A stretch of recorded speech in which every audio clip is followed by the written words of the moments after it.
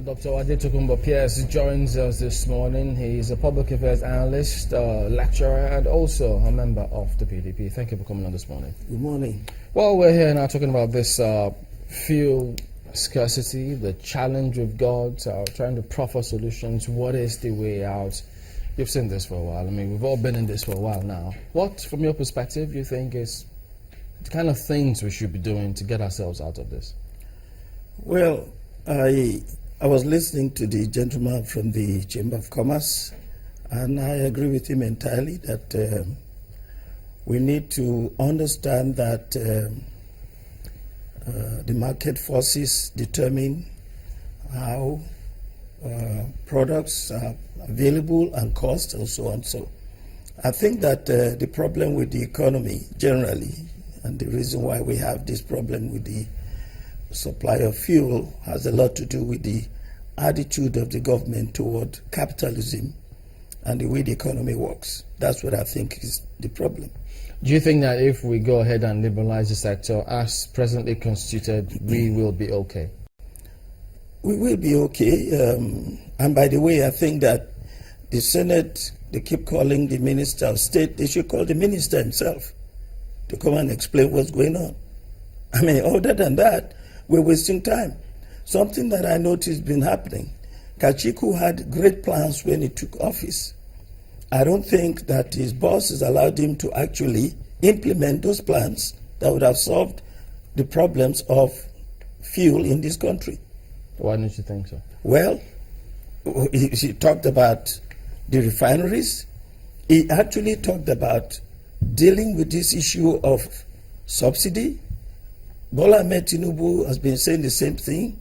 These are people who understand how business work, and the president seems afraid to tell Nigerians the truth that the price of oil cannot continue to be at the price that it is. It cannot continue to be subsidized.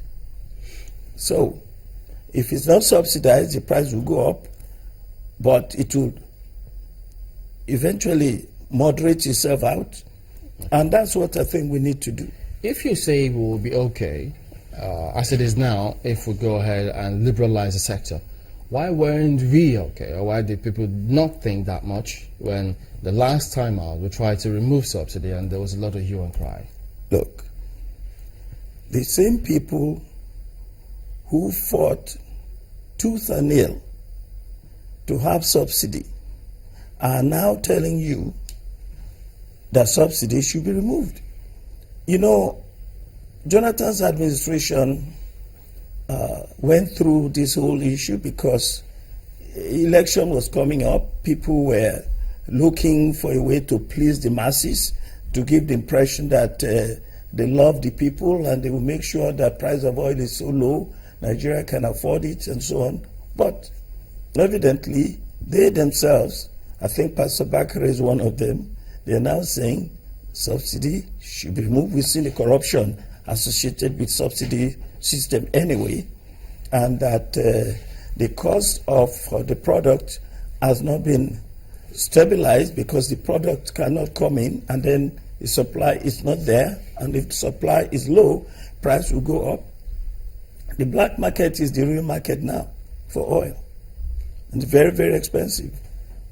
You know, they also say that they inherited, even though he says government is a continuum, a huge amount of subsidy that they've got to pay. The backlog is what they're grappling with now. But at the moment, while they're trying to sort that one out and paying that, now the price modulation system is what they've gone ahead and introduced, and which he says is working. Look, that's just giving an excuse for inefficiency. What is working is what we see. It's not what he says. We know that it's not working because the fuel is not available. When it's available, the price is very high. The black market is the real market now. So it's not working. I know that they might have some backlog that they're dealing with. They can continue with that, simultaneously liberalize the market. I think that can be done. Now, if we don't liberalize and in 2 weeks the queues fizzle out, would we say it worked? The queues will fizzle out for a while. The queues will come back again with a vengeance. If they keep doing what they did to make it fizzle out, exactly, the queues will still come back? That's exactly. Unless, look,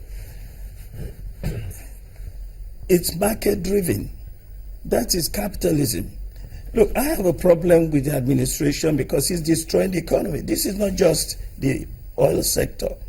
The whole of the economy is going down. And that is because of the attitude of this government to capitalism. I mean, the president even said he was going to equalize the price of the dollar to the naira, and that he was going to have some influence on the price of oil. I mean, these are so comments that tell you that he doesn't understand the way capitalism works. Capitalism is demand and supply. The product must be there, competition must be there, the price will even out. You are a political analyst. Yes. And I'm sure that you know that in many areas, in most areas, government will let, capitalism play out. But there are certain areas that government considers strategic because they could become security threats. Sure. Energy is one of them. Would you say that even in the most capitalist of economies, there are not areas where government considers areas of national security and intervenes in a very strategic manner? There.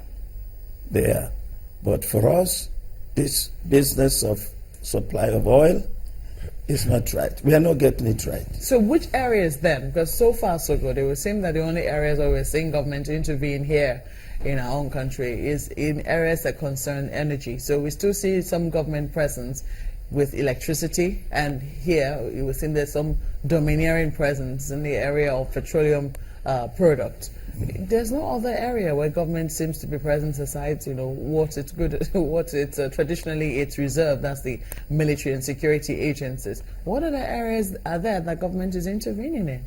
Well, look, the energy sector, strategic for security, so government is there. Makes sense. But how do you make it work even when you intervene?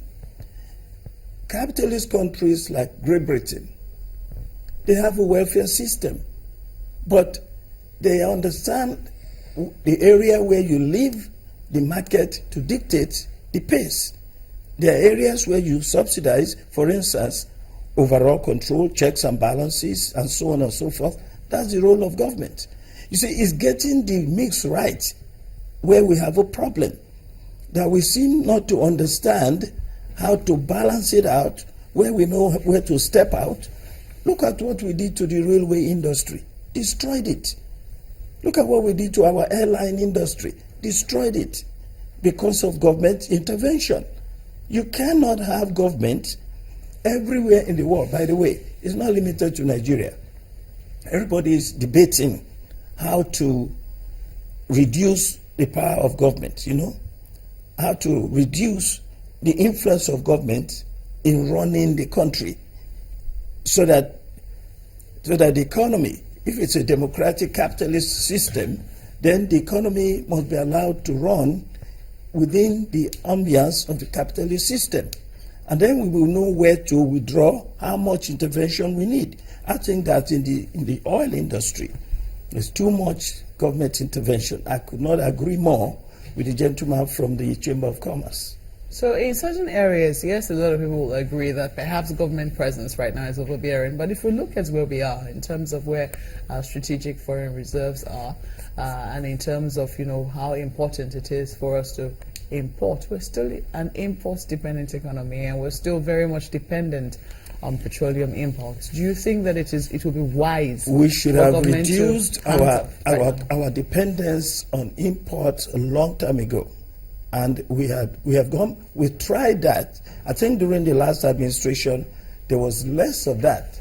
Because once you allow the import, it should not be in the hands of government. Imports in the oil industry. If importers, private sector want to import, let them import. They don't have to depend on taking foreign exchange from here to go and import. They work at a business model and they will know how to pay for it. I don't think we should be so scared of the price of oil, that we must regulate it. NNPC does not have the capacity. That's the word. It's obvious now. That's the word. Are we scared? It's obvious now. You say we shouldn't be scared of making that move. Do you think we're scared? I think that's the problem with this government, that they feel that if you allow the private sector to be too involved, that the price will skyrocket. I think that it's the same problem we have with not appointing ministers, not depending on specialists, thinking that you are concerned about protecting the interest of the people and that you are the only one who knows how to do it.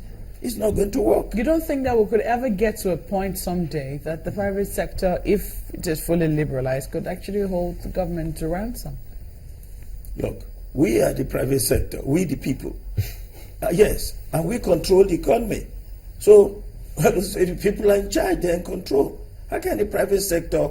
Look, there are areas where if government says you're not going there, you cannot go there. But not this regular product everybody needs on a regular basis.